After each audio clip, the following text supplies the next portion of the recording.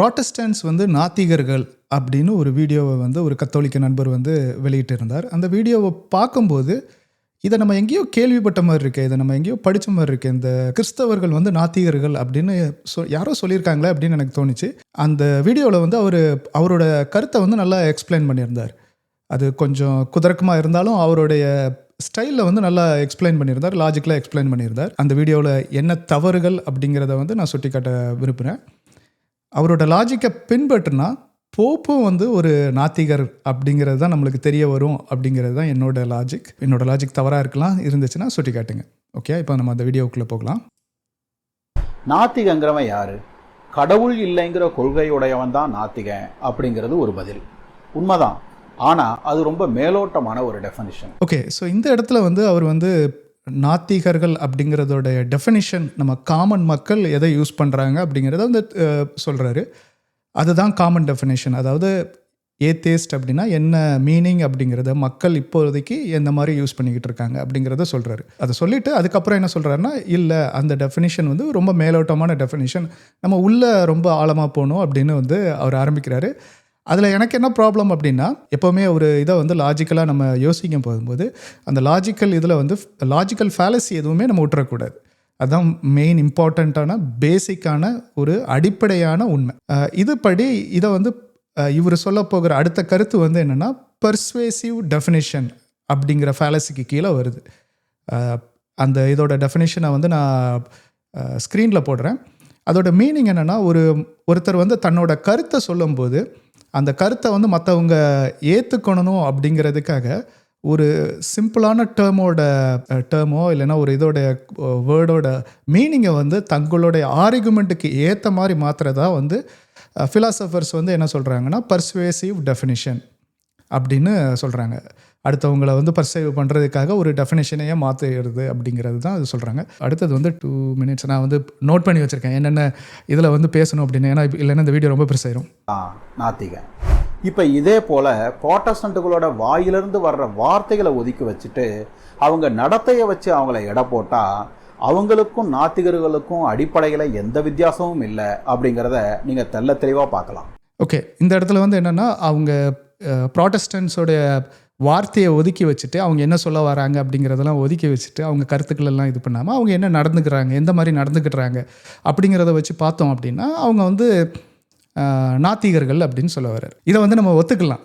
ஏன்னா வந்து இதை 2000 வருடங்களுக்கு முன்னாலேயே அந்த காலத்தை ஏர்லி கிறிஸ்டியன்ஸை வந்து அப்போவுமே வந்து எல்லாருமே ஏத்தியஸ்ட்னு தான் கூப்பிட்ருக்காங்க. ஏன்னா அவங்களுடைய பழக்க வழக்கங்களை பார்த்துட்டு அவங்க சொல்கிறத கேட்காம அவங்க பழக்க வழக்கங்களை பார்த்துட்டு அந்த காலத்தில் இருந்த ரோமர்கள், கிரேக்கர்கள் எல்லாருமே வந்து ஏத்தியஸ்ட்னு தான் சொல்கிறாங்க. ஓகே, அதை அந்த காலத்தில் உள்ள ஹிஸ்ட்ரியை படித்தாலே நம்மளுக்கு தெரியும். ஏன் அப்படின்னா அந்த காலத்தில் எல்லாருமே வந்து சிலைகளை வழிபட்டு வந்தார்கள். அப்போ வந்து இந்த கிறிஸ்தவர்கள் வந்து சிலையை வழிபடாததுனால அவங்கள வந்து என்னென்னு சொன்னாங்க, இவங்க வந்து நாத்திகர்கள், இவங்க வந்து ஏத்தேஸ்ட் அப்படின்னு சொல்லி இவங்கள வந்து நிறைய கொடுமைக்குள் ஆளாக்குனாங்க. அதை எதிர்த்து வந்து நிறைய சர்ச் ஃபாதர்ஸ் வந்து என்ன எழுதியிருக்காங்கன்னா, அந்த காலத்தில் இருந்த கிறிஸ்தவர்கள், சர்ச் ஃபாதர்ஸ்னால் வேறு யாரும் இல்லை, கிறிஸ்தவர்கள் இல்லையா, அவங்க வந்து என்ன எழுதியிருக்காங்கன்னா நிறைய கடிதங்கள் எழுதியிருக்காங்க. அந்த கடிதங்களை வச்சு நம்ம வந்து பார்க்கலாம். அதில் முக்கியமாக எழுதினது வந்து யாருன்னா ஜஸ்டின் மார்ட்டர்னா ஒரு மார்ட்டர்னா தமிழில் என்ன சொல்கிறது, அதில் முக்கியமானதுன்னு பார்த்தீங்கன்னா ஜஸ்டின் மார்ட்டர், டெர்ட்டுல்லியன் அண்ட் நிறைய பேர் இருக்காங்க. நம்ம ஒரு 2-3 பேரை பார்க்கலாம். இதை தான் வந்து நான் இது படித்தது தான் இப்போ ஞாபகத்துக்கு வந்துச்சு. ஓகே, ஸோ முதல்ல யார் எழுதுனாங்கன்னா ஜஸ்டின் மார்ட்டர். அவர் வந்து கிபி 100 எழுதியிருப்பார்னு நினைக்கிறேன். அவருடைய கருத்து என்னென்னா, ரோமர்கள் வந்து அந்த ரோம பேரரசில் வந்து என்ன இருந்துச்சுன்னா நிறைய பேகன்ஸ் இருந்தாங்க. அதாவது அவங்க வந்து ஒவ்வொருத்தரையும் டிஃப்ரெண்ட் இதை வந்து வழிபட்டுக்கிட்டு இருந்தாங்க. அவங்க அப்படி வழிபடும்போது இந்த கிறிஸ்தவர்கள் வந்து வழிபடாததுனால எந்த பொருளையும் அவங்க வந்து வழிபடலை, எந்த சிலையையும் அவங்க வழிபடலை. அப்படி வழிபடாததுனால அவங்களுக்கு வந்து கோபம் வந்து என்ன பண்ணாங்க, இந்த கிறிஸ்தவர்களை வந்து சிறைப்பிடித்து சித்திரவதை செய்து அவங்கள கொன்னாங்க. அப்படி கொல்றதுக்கு வந்து ரோம பேராராஜ்யம் வந்து என்னச்சு, ஓகே சிலை வழிபாடு பண்ணாத எல்லா மதத்தினரையும் கொல்ல வேண்டும் அப்படின்னு அப்படின்னு டைரெக்டாக நான் இது சொல்லலை, என்ன ஒரு ஆணையை வெளியிட்டிருந்தாங்க. அந்த ஆணையை எதிர்த்து தான் வந்து ஜஸ்டின் மார்ட்டர் வந்து எழுதியிருந்தார். இல்லை நாங்கள் வந்து ஏத்திஸ்ட் இல்லை, நாங்கள் வந்து எங்களுக்கு ஒரு கடவுள் இருக்கிறார், ஒரே கடவுள் தான், அவரை வந்து நாங்கள் வழிபடுகிறோம் அவர் வந்து சிலைகளிலோ எதுலேயோ இருக்க மாட்டார். அவர் வந்து ஸ்பிரிச்சுவலாக இருக்கிறவர் அப்படின்னு சொல்லி அவர் வந்து ஒரு இதை எழுதியிருக்கிறார். அவரோட இதை எழுதுறதுக்கு முன்னால் நம்ம வந்து டெர்ட்டுலியன் அப்படிங்கிறவருடைய இதை எழுதலாம். டெர்ட்டுலியனுடைய அப்பாலஜியில் வந்து சாப்டர்ஸ் 10, 17, 24 நம்ம வாசித்தாலே நம்மளுக்கு தெரியும். We are called atheists. We do indeed declare ourselves atheists as regards the so-called gods. அவர் என்ன சொல்கிறார், எங்களை வந்து ஏத்தியஸ்ட், எங்களை வந்து நாத்திகர்கள்னு சொல்கிறாங்க. நாங்கள் வந்து அதை ஒத்துக்கிடுறோம், நாங்கள் நாத்திகர்கள் தான், ஏன்னா இந்த மாதிரி சிலைகளை வழிபட மாட்டோம், அப்படி அதனால் நாங்கள் நாத்திகர்கள் தான் அப்படின்னு வந்து அவர் ஒத்துக்கிடுறாரு. அடுத்து வந்து மினிசஸ் ஃபெலிக்ஸ் அப்படிங்கிறவர் வந்து கிபி 150 250 இருந்தவர். அவர் வந்து அவருடைய எழுதுனது வந்து ஆக்டிவஸ். அதில் வந்து என்ன எழுதுறாருன்னா, இதை படிக்கும்போது நம்ம கிறிஸ்தவர்கள் எப்படி இருந்தாங்க அப்படிங்கிறது நம்மளுக்கு தெரிய வருது. அவர் என்ன சொல்கிறாருன்னா, நாங்கள் வந்து சாக்ரிஃபைஸ்லாம் பண்ண மாட்டோம், அதை வந்து நீங்கள் குற்றம் சாட்டுகிறீர்கள், எங்களை வந்து நாத்திகர்கள்னு குற்றம் சாட்டுகிறீர்கள். ஆனால் நாங்கள் வந்து வி ரெகக்னைஸ் ஒன் காட், ஒரு கடவுளை நாங்கள் இது பண்ணுறோம், அவருக்கு வந்து எங்களுடைய ட்ரூ வர்ஷிப்பை வந்து கொடுக்குறோம், உண்மையான வழிபாடை கொடுக்குறோம் அப்படிங்கிறாரு. இந்த இடத்துல நம்மளுக்கு வந்து 2 இது புரியணும். ஓகே, 150 அந்த கிபி 150 250 அவர் வந்து ஒரு 200 எழுதியிருக்காருன்னு வச்சுக்கோங்க. அப்போ அந்த காலத்தில் வந்து ரோமர்ஸ் வந்து ரோம மக்கள் வந்து என்ன சொல்லியிருக்காங்கன்னா, இவங்க யாரையுமே வழிபடலை, சிலைகளுக்கு முன்னால் வழக்கம் பண்ணல அப்படின்னு சொல்லி இவருக்கு ஏத்தியஸ்ட்னு சொல்கிறாங்க. இவர் வந்து இல்லை, நாங்கள் ஏத்தியஸ்ட் இல்லை, நாங்கள் வந்து ஒரே ஒரு கடவுளை தான் இது பண்ணுறோம். இங்கே எங்கேயாவது அவர் வந்து அந்த ஒரு கடவுளுக்கு ஐடில் இருக்குன்னு சொல்லியிருக்காரா? இல்லைனா வேறு யாராவது செயின்ஸுக்கு வந்து இவர் வந்து சிலைகள் இருக்குன்னு சொல்லியிருக்காரா? இல்லையே.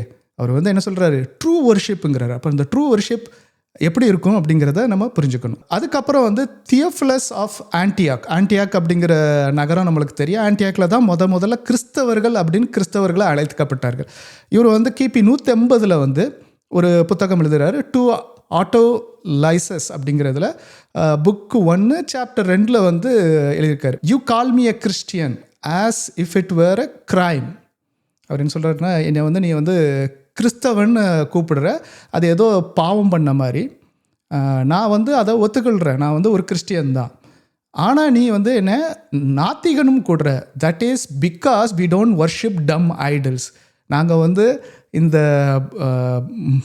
மதிகட்ட ஐடல்ஸை வந்து வணங்காததுனால என்னையை வந்து கூப்பிடுற அப்படின்னு சொல்லி அவர் வந்து நிறைய எழுதிட்டு போகிறாரு. சரி, இதெல்லாம் விடுங்க. நம்ம வந்து இப்போ வந்து அந்த ஜஸ்டின் மார்ட்டிரோட, அவர் தான் ஃபஸ்ட்டு எழுதுனது, அவருடைய இதை பார்க்கலாம். ஸோ அவருடைய ஃபஸ்ட் அப்பாலஜியில் நம்ம வந்து சாப்டர்ஸ் 5, 6, 9, 13 படித்தா அவர் இந்த இதை தான் மெயினாக இது பண்ணியிருக்காரு. இதை வந்து நான் இங்கிலீஷில் சிம்பிளிஃபைடு இங்கிலீஷில் வந்து இதில் அதோட லிங்க்கையும் வந்து நான் இந்த டிஸ்கிரிப்ஷனில் போடலாம், நீங்கள் வெரிஃபை பண்ணிக்கலாம். நான் வந்து சும்மா கதை விடலை.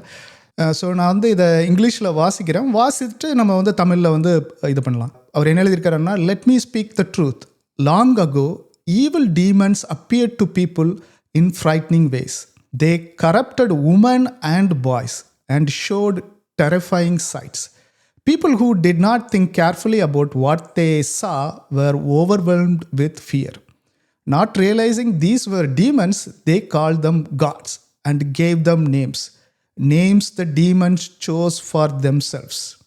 இங்கே என்ன சொல்ல வரேன்னா, எப்படி வந்து விக்கிரக வழிபாடு வந்தது அப்படிங்கிறதே வந்து இங்கே அவர் வந்து ஒரு இதில் ஈஸியாக சொல்லிட்டார். என்ன சொல்லியிருந்தாருன்னா, ரொம்ப நாளைக்கு முன்னால் உமன்ஸ் அண்ட் பாய்ஸ்க்கு வந்து டீமன்ஸ் வந்து நிறைய அப்பியர் ஆகிருக்கு. நிறைய வந்து டீமன்ஸ்னால் பேய்கள்னு வச்சுக்கோங்க. பேய்கள் வந்து நிறைய மக்களுக்கு வந்து தெரிஞ்சிருக்கு. அவங்களுடைய மனதை வந்து அவங்களுக்கு டெரிஃபைங்காக இருக்குது, அவங்களுக்கு ரொம்ப பயமுறுத்திருக்கு. அதை வந்து அந்த மக்கள் வந்து யார் வந்து நல்லா யோசிக்கலையோ, அதை பற்றி கரெக்டாக யோசிக்கலையோ, அவங்க வந்து அந்த ஃபியரில் வந்து அதை வந்து கடவுள் அப்படின்னு நினைக்க ஆரம்பிச்சிட்டாங்க. அந்த ஃபியரை கொடுத்து அதை வந்து அவங்களுக்கு கடவுள் நினைக்க வச்சிருச்சு. அந்த கடவுள் நினைக்க வச்சது மட்டும் இல்லை, அவங்களுக்கு வந்து ஒரு அதுவே தன்னுடைய நேமை வந்து சூஸ் பண்ணி அவங்கள வந்து கடவுள் மாதிரி இது பண்ண வச்சிருச்சு. அதுக்கப்புறம் வந்து அடுத்த இதுக்கு வராரு. அந்த காலத்தில் சாக்ரட்டிஸ் இருந்தவர் இல்லையா, இது கிபி 2000 வருடங்களுக்கு முன்னால். அப்போ வந்து சாக்ரட்டிஸோட இதுவும் தத்துவங்களும் இருந்துச்சு. அவருடைய தத்துவங்கள் படி இல்லை, அந்த மாதிரி பேய்கள் இதெல்லாம் வராது அப்படின்னு சொல்லி அதெல்லாம் ஒரு டீமன்ஸ் அப்படிங்கிறத வந்து அவர் வந்து எக்ஸ்பிளைன் பண்ணதை லாஜிக்கலாக எக்ஸ்பிளைன் பண்ணியிருக்காரு சாக்ரட்டிஸ். அதனால் அதை வந்து அவரை வந்து எக்ஸிக்யூட் பண்ணிட்டாங்க. அதை வந்து இங்கே சொல்கிறார், when Socrates tried to use reason to expose these things and free people from the demons' influence, demons used wicked people to kill him. அந்த demons வந்து என்ன பண்ணிடுச்சா, wicked people அவங்கள வச்சு கெட்டுப்போன மக்களை வச்சு அவரை கொலை செஞ்சுட்டாங்க அப்படின்னு சொல்லிடுது. They accused him of being an atheist and of bringing in new gods. In the same way, the demons now tried to destroy us. அதனால் அவர் என்ன சொல்கிறாரு, அந்த வழிபாடு, அந்த டீமன்ஸை வழிபடாதவங்களை, அதாவது அந்த ஐடல்ஸை வழிபடாதவங்களை வந்து அந்த டீமன்ஸ் வந்து கொன்றுது அப்படிங்கிறத வந்து சொல்கிறார். அவருடைய லாஜிக் படி அவர் சொல்ல வர்றார். நிறைய பாயிண்ட்ஸ் சொல்லிட்டு வந்து அதுக்கப்புறம் என்ன சொல்கிறாருன்னா, இதனால தான் நாங்கள் வந்து ஏத்தியஸ்ட் அப்படின்னு கால் பண்ணப்பட்டோம், இதனால தான் எங்களை நாத்திகர்கள் என்று மற்றவங்கள் கூப்பிடுறாங்க. அண்ட் வி அட்மிட் இட், நாங்கள் வந்து அதை ஒத்துக்கொள்கிறோம். ஏன் அப்படின்னா, நீ இந்த மாதிரி ஃபால்ஸ் காட்ஸை வந்து இந்த மாதிரி ஃபால்ஸ் ஐடல்ஸை வந்து வர்ஷிப் பண்ணாததுனால தான் நீ கூப்பிட்றீங்கன்னா அது ஒத்துக்கிடுறோம் அப்படிங்கிறார். அடுத்து வந்து நம்ம ஆத்தனோகரோஸ் ஆஃப் ஏத்தன்ஸ், அது வந்து கிபி 133 190 வாழ்ந்திருக்கிறார். அவர் எப்போ எழுதினார் இது தெரில, மேபி ஒரு 150 எழுதியிருப்பாருன்னு வச்சுக்கோங்களேன். 150 இல்லை, அப்போ எழுதியிருக்க முடியாது, ஒரு 160 எழுதியிருப்பார், இல்லை 170 எழுதியிருப்பாருன்னு வச்சுக்கோங்களேன். அவருடைய புக்கோட பேர் வந்து a plea for the Christians. Chapters 4 to 10 உள்ள இதிலிருந்து நான் சாராம்சமாக கொடுக்க போகிறேன். அவரும் இதே மாதிரி ஒரு இதில் எழுதியிருக்காரு. நாங்கள் வந்து நாத்திகர்கள் என்று கூறப்பட்டாலும் நாங்கள் வந்து ஒரு கடவுளை உண்மை என்று கூறுகிறோம். அவர் என்னன்னா, அவர் வந்து படைக்கப்படாதவர், அவர் எப்பொழுதும் இருக்கிறவர், இன்விசிபிள். இங்கே வந்து இன்விசிபிள் அப்படிங்கிறது ரொம்ப இம்பார்ட்டண்ட். அதாவது கண்ணுக்கு தெரியாதவர், அவரை விளக்க முடியாது அப்படின்னு நிறைய இது பண்ணியிருக்காரு. அதுக்கப்புறம் வந்து இவரோட இதில் ரொம்ப இம்பார்ட்டண்ட் வந்து சாப்டர் 26 வந்து இவர் என்ன கொடுத்துருக்காருன்னா, ஏன் வந்து இந்த வர்ஷிப் ஐடல்ஸை பண்ணாததுனால என்ன பிரச்சனை வரும் அப்படிங்கிறத கொடுத்துருக்காரு. The ones who lead people to worship idols are demons. ஒரு மனிதனை இந்த விக்கிரக ஆராதனைக்கு கூப்பிடுறது வந்து டீமன்ஸ். அந்த டீமன்ஸ் வந்து they crave the blood of sacrifices and even lick it. The so-called gods that people worship, whose names are given to statues, were actually just humans. அதாவது ஒரு இந்த ஸ்டாச்சுவுக்கு கொடுத்து வணங்குறது வந்து வெறும் ஹியூமன்ஸ் தான் அப்படிங்கிறத வந்து ஹிஸ்ட்ரி இது பண்ணுது அப்படின்னு சொல்கிறாரு. அந்த காலத்தில் மக்கள் இருந்திருப்பாங்க, அவங்கள வந்து வணங்குனதுனால இவர் வந்து அந்த இதை வந்து எடுத்து சொல்கிறாரு, இது வெறும் மனிதர்கள் தான்ப்பா அப்படின்னு சொல்கிறாரு. அதுக்கப்புறம் அந்த காலத்தில் ஏதோ ஒரு போயமோ ஏதோ ஒன்று இருந்திருக்கா, அதை வந்து சொல்கிறாரு. when a demon plans to harm someone, it first attacks their mind. அதாவது ஒரு பேயோ பிசாசோ ஒரு மனுஷனை அட்டாக் பண்ணணும்னு நினச்சா அவங்களோட மனதை தான் ஃபஸ்ட் அட்டாக் பண்ணணும்னு சொல்கிறாரு. அவங்களுக்கு மனதில் மைண்டை தான் ஃபஸ்ட் அட்டாக் பண்ணணும்னு சொல்கிறாரு. அப்படி மைண்டை அட்டாக் பண்ணிடுச்சுன்னா அவங்களுக்கு வந்து அந்த வணங்குறது அப்படிங்கிறது வந்து ஒரு கெட்டது அப்படிங்கிறது தெரியாமல் போயிடும் அப்படிங்கிறது தான் அவருடைய கருத்து. அதுக்கப்புறம் இன்னும் கண்டினியூ பண்ணுறாரு. while most of these statues are just decorations, some claim that one of Nerelena's statues speak prophecies and heals the sick. அதாவது நிறைய இந்த ஸ்டாச்சுலாம் வந்து வெறும் டெக்கரேஷனாக கூட இருந்தால் கூட, ஒரு ஸ்டாச்சு அப்படின்னு ஒரு பேரை கொடுக்காரு, நெரலேனியஸ். மேபி நான் வந்து தப்பாக ப்ரொனவுன்ஸ் பண்ணலாம். நெரலேனியஸோட ஸ்டாச்சு வந்து ப்ராஃபஸியஸ் பேசுது, அதை தொட்டு கும்பிட்டா சிக்கலாம் குணமாகறாங்க அப்படிலாம் சொல்கிறாங்க. அதனால் வந்து அங்கே இருக்கிற லோக்கல்ஸ் வந்து அதுக்கு வந்து சாக்ரிஃபைஸ் பண்ணுறாங்க, அதை வந்து கோல்டு இதெல்லாம் வச்சு கவர் பண்ணுறாங்க, அதுக்கு வந்து மாலெல்லாம் போடுறாங்க அப்படின்னு சொல்கிறாரு. இது எங்கேயோ நம்ம பார்த்த மாதிரி இருக்குல்ல, இங்கே நம்ம தமிழ்நாட்டில் எங்கேயோ நடக்குதுன்னு நினைக்கிறேன். அதுக்கப்புறம் என்ன சொல்கிறாருன்னா, த ஸ்டாச்சூஸ் ஆர் மேட் ஆஃப் பிராஸால் தான் அந்த ஸ்டாச்சுவை பண்ணியிருக்காங்க. பிராஸ்க்கு என்ன பவர் இருக்குது அதோட ஓனில், அதை வந்து நம்ம மெல்ட் பண்ணிடலாம், அதை வந்து வேறு ஏதாவது பண்ணலாம், அதை மெல்ட் பண்ணி வேறு எதையாவது கூட பண்ணிக்கலாம் அப்படின்னு சொல்லிட்டு. அதுக்கப்புறம் அவருடைய இன்னொரு கொஸ்டின் என்னென்னா, இந்த மாதிரி ஸ்டாச்சு ஆனதுக்கப்புறம் தான் ஹீல் பண்ண முடியும் அப்படின்னா, ஏன் வந்து அவங்க உயிரோடு இருக்கும்போதே ஹீல் பண்ண முடியல? மனிதர்களை ஒரு ஸ்டாச்சு ஆக்கி வணங்கிக்கிட்டு இருக்காங்க அப்படின்னு வச்சுக்கோங்க. அப்போ அவங்க மனிதராக இருக்கும்போதே அந்த மாதிரி ஏன் ஹீல் பண்ண முடியல அப்படிங்கிறது தான் அவருடைய கொஸ்டின். அது நல்ல கொஸ்டின் தானே. ஸோ அடுத்து வந்து இவருடைய வாதம் என்னென்னா, இது வந்து நீங்கள் 4 minutes 3 seconds அந்த வீடியோவில் போய் பார்த்தீங்கன்னா தெரியும். இவருடைய வாதம் வந்து யார் படிக்கிறாங்களோ அவங்களுடைய கருத்துப்படி தான் அந்த புத்தகங்களுடைய இது இருக்கும் அப்படிங்கிறது. ஸோ நம்ம இதை பார்ப்போம். யார் படிக்கிறாங்கிறத பொறுத்து திருக்குறளின் போதனை என்னங்கிறது எப்படி மாறிடுதோ, அதே போல யார் படிக்கிறாங்கிறத பொறுத்து பைபிளின் போதனை என்னங்கிறதும் மாறிடுது. இவருடைய பேஸ் கருத்து வந்து ரீடர் ரெஸ்பான்ஸ் தியரி அப்படிங்கிறதுலேருந்து வந்திருக்கு. ரீடர் ரெஸ்பான்ஸ் தியரி அப்படிங்கிறது வந்து சுருக்கமாக எப்படி சொல்லலாம் அப்படின்னா, ஒரு ஆசிரியருடைய கருத்து புத்தகம் எழுதும்போது இறந்து விடுகிறது, அதை படிப்பவர் அந்த கருத்தை திருப்பி பிறப்பிக்கிறார் அப்படிங்கிறது தான். ஸோ சரியாக எப்படி சொல்லணும்னு தெரியல. அதாவது ஒரு மனிதர் ஒரு எழுத்து எழுதினார்னா அந்த எழுத்து வந்து அந்த புத்தகத்திலேயே இறந்து விடுகிறது. அதோடைய இன்னொருத்தர் படிக்கும் பொழுது அதோடைய கருத்து வந்து அவர் என்ன நினைக்கிறாரோ அதை வச்சு தான் உருவாகுது அப்படிங்கிறது தான் பேசிக்கலி ரீடர் ரெஸ்பான்ஸ் தியரியோட இது வந்து பைபிளுக்காக எழுதப்பட்டதில்லை. இந்த ரீடர் ரெஸ்பான்ஸ் தியரி அப்படிங்கிறது இது வந்து எல்லா புத்தகத்துக்கும், இந்த இப்போ இவர் சொன்ன மாதிரி எல்லா புத்தகத்துக்கும் இந்த கருத்தை தான் சொன்னாங்க. இப்படி ஒரு புத்தகம் வந்து ஒரு கருத்தை சொல்லாது அப்படிங்கிறதுக்காக தான் இந்த ரீடர் ரெஸ்பான்ஸ் தியரியே வந்து ஸ்டான்லி ஃபிஷ் அப்படிங்கிறவர் வந்து உருவாக்குனார். 1970s வந்து உருவாக்குனார். இது வந்து ஃபஸ்ட்டு செக்யுலர் வேர்ல்டில் வந்து எல்லா புத்தகத்துக்காக இந்த தியரி கொண்டு வந்தாங்க. ஆனால் வந்து எல்லாருமே ஏற்றுக்கல. ஆனால் லிபரல் தியாலஜன்ஸ், இப்போ இருக்கக்கூடிய லிபரல் தியாலஜன்ஸ் வந்து பைபிளை வந்து அட்டாக் பண்ணுறதுக்கு இதை யூஸ் பண்ணுறாங்க. ஸோ இதோட கோர் ஐடியா அப்படிங்கிறத வந்து நம்ம இங்கிலீஷில் டிஃபைன் பண்ணோன்னா, meaning is not fixed in the text but it is created by the readers interaction with it.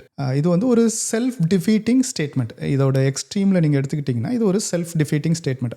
அதுவாகவே அதோட ஸ்டேட்மெண்ட்டை வந்து அதோடைய கருத்தை வந்து அதுவே அழிச்சு விடும். நம்ம வந்து ஒரு வார்த்தையை சொல்கிற மாதிரி there is no absolute truth அப்படின்னு நம்ம ஒரு ஸ்டேட்மெண்ட் கொடுக்குறோன்னு வச்சுக்கோங்களேன். அதாவது உண்மை அப்படிங்கிறது கிடையாது அப்படின்னு நம்ம கொடுக்குறோம் அப்படின்னா அந்த ஸ்டேட்மெண்ட்டே உண்மை இல்லை இல்லையா? அந்த ஸ்டேட்மெண்ட்டை யாருமே வந்து அப்சல்யூட்டாக நம்ப போகிறதில்ல. அந்த மாதிரி தான் இருக்குது இதோட செல்ஃப் டிஃபீட்டிங் நேச்சர். நம்ம இப்படி ஒரு கொஸ்டின் கேட்குறோன்னு வச்சுக்கோங்களேன், நீங்கள் இப்படி சொல்கிறதுல ஒரு ஸ்பெசிஃபிக் மீனிங் இருக்கா அப்படின்னு நம்ம கேட்குறோன்னு வச்சுக்கோங்க. ஒரு ஆசிரியர் வந்து சொல்கிறார், ஒரு கருத்து வந்து சொல்கிறாரு என்னென்னா, ஒரு மீனிங் ஆஃப் டெக்ஸ்ட் வந்து ஒரு இதோட வார்த்தையின் அர்த்தம் வந்து அதோட வாசிக்கிறவங்களோட இதில் தான் இருக்குது, அந்த ஆசிரியர்கிட்ட இல்லை அப்படின்னு சொல்கிறாரு. நம்ம வந்து அந்த ஆசிரியர்கிட்டையே கேட்குறோம், இப்போ நீங்கள் சொன்னதோடைய அர்த்தம் வந்து ஒரு ஸ்பெசிஃபிக்காக இருக்கா இல்லைன்னா அதோட ரீடர்ஸோட இதில் தான் இருக்கா அப்படின்னு கேட்குறோம். அப்போ வந்து அவர் சொல்கிறார், இல்லை ஆமாம் நான் சொல்கிறதுல தான் இருக்குது அப்படின்னு சொன்னார்னா அப்போ அவர் சொன்ன ஸ்டேட்மெண்ட்டே தப்பாயிருச்சு இல்லையா? அவருடைய ஃபிக்ஸட் மீனிங் இல்லை. ஏன் அப்படின்னா அவர் சொல்கிறது மட்டும் ஃபிக்ஸட் மீனிங்கா, மற்றதுக்கெலாம் ஃபிக்ஸட் மீனிங் இல்லை அப்படின்னா அது தப்பு இல்லையா? அப்போ இல்லை நான் சொன்னதுலேயே ஃபிக்ஸட் மீனிங் இல்லை அப்படின்னா அப்போ வந்து நான் என்ன இன்டர்ப்ரெட் பண்ணிக்கலாம், அவர் சொல்கிறது வந்து அவரோட இது ஃபிக்ஸட் மீனிங் அப்படின்னு சொல்லிக்கலாம். அவருக்கு ஆப்போசிட்டாகவே நான் நினைக்கலாம். ஸோ அப்போ அவரோட ஸ்டேட்மெண்ட் வந்து தப்பாகுது இல்லையா? ஸோ அதனால தான் இந்த ரீடர் ரெஸ்பான்ஸ் தியரி வந்து ஒரு செல்ஃப் டிஃபீட்டிங் லாஜிக் அப்படின்னு சொல்கிறாங்க. ஓகே, இப்போ அடுத்த பாயிண்ட்டுக்கு போகலாம். இது வந்து நான் வந்து 5-9 மார்க் பண்ணி வச்சுருக்கேன். இதுதான் அர்த்தம்னு முடிவு பண்ணுறது பைபிள் இல்லைல்ல, இவங்க தானே. இதில் கொடுமை என்னன்னா, புதிய ஏற்பாட்டை மட்டும் எடுத்துக்கிட்டாலே அது 2000 வருஷங்களுக்கு முன்னாடி ஒரு அந்நிய மொழியில் அந்நிய கலாச்சாரத்தில் வாழ்ந்தவர்களுக்கு வெவ்வேறு நபர்களால் எழுதப்பட்ட ஆவணங்களோட ஒரு தொகுப்பு. அந்த மொழி, கலாச்சாரம், காலகட்டம், அரசியல் எதுவுமே தெரியாமல் அதில் இருக்கிற வார்த்தைகளுக்கு அந்தந்த நேரத்தில் தனக்கு தோன்றிய அர்த்தத்தை தவிர வேறு அர்த்தமே கிடையாதுன்னு சாதிக்கிற திமிர் ப்ராட்டஸ்டன்ட்களுக்கு மட்டுமே சாத்தியம். ஓகே, ஸோ இதில் வந்துட்டு இவர் சொல்கிற கருத்து ரொம்ப கரெக்டானது. அதாவது வந்து ஒரு கான்டெக்ஸ்ட் இல்லாமல், ஒரு ஹிஸ்டாரிக்கல் இல்லைனா கிராமட்டிக்கல் மெத்தட் இல்லாமல் நம்ம வந்து பைபிளை வந்து நம்ம இஷ்டத்துக்கு வந்து நம்ம ரீட் பண்ணக்கூடாது. அது உண்மை, அது வந்து நம்ம வந்து மறுக்க முடியாது. அதுக்கு பேர் வந்து ஹிஸ்டாரிக்கல் கிராமட்டிக்கல் மெத்தட். எப்படி வந்து பைபிளை இன்டர்பிரட் பண்ணணும் அப்படிங்கிறத வந்து நீங்கள் பார்த்தீங்கன்னா விக்கிபீடியாவில் போய் பார்த்தீங்கனாலே தெரியும். ஹிஸ்டாரிக்கல் கிராமட்டிக்கல் மெத்தட் அப்படின்னு போட்டிங்கன்னா உங்களுக்கு இது இருக்கும்.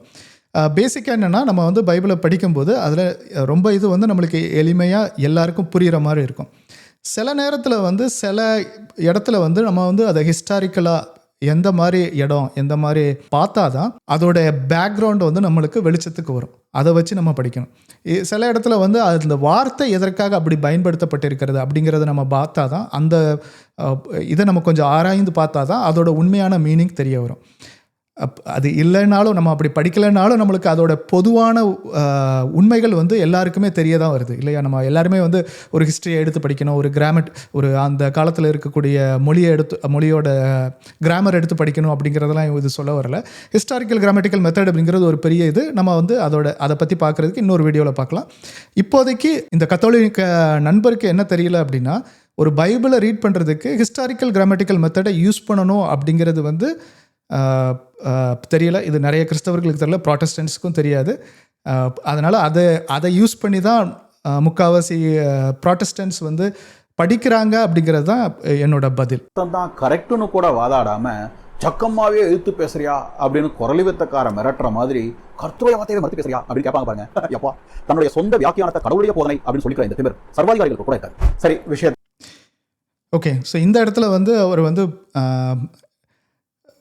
யாரோ ஒருத்தர் வந்து ஒரு ப்ராட்டஸ்டன்ட் வந்து தன்னுடைய இன்டர்பிரிட்டேஷனை வந்து கொடுத்துட்டு அதை வந்து யாராவது எதிர்த்து கேட்டாங்கன்னா, இல்லைனா அதுக்கு விளக்கம் கேட்டாங்கன்னா அவங்க வந்து அதை ஒத்துக்கிட மாட்டாங்க. தங்களோட இதுதான் அப்படிங்கிறத ஒரே காலில் தான் நிற்பாங்க அப்படின்னு சொல்ல வர்றாரு. இதுக்கு நான் என்ன சொல்லணும்னு எனக்கு தெரில. நான் வந்து வெறும் கேட்டகிசம் 891 891 வந்து ரீட் பண்ணலான்னு நினைக்கிறேன். கேட்டகிசம் 891 அதாவது கத்தோலிக்க திருச்சபையின் போதனைகள். அது வந்து என்ன சொல்லுதுன்னா, த Pope who leads all the bishops cannot be wrong in his teachings. When he officially teaches something about faith or morals, acting as a highest spiritual leader of all Christians, when the church's highest teaching authority says that a certain belief is divinely revealed and part of Christian teaching, Catholic must accept it with full faith and obedience. So இவங்க வந்து என்ன சொல்ல வராங்கன்னா, Pope வந்து எதை சொன்னாலும் ஒரு அத்தாரிட்டியோடு இருக்கார். அவரை வந்து நீங்கள் மறுபேச்சு கேட்க முடியாது. அவர் சொன்னது மட்டும்தான், நீங்கள் அவருக்கு எதிர்த்து பேசுனீங்கன்னா அப்படின்னு அவங்க வந்து கேட்குறாங்க. ஸோ ஒரு டிக்டேட்டர் கூட இந்த மாதிரி எழுதியிருக்க மாட்டார். நம்ம வந்து ஃபைனலாக இதை முடிவு கொண்டு வரலாம். கேள்விகளுக்கு லாஜிக்கலாக தான் பதில் சொல்லி ஆகணும். லாஜிக்கை நம்ம இஷ்டத்துக்கு வளைக்கவும் முடியாது. ஏ என்பது பிக்கு சமம், பி என்பது சிக்கு சமம்னா ஏவும் சியும் சமம் தான் அப்படிங்கிறது லாஜிக்.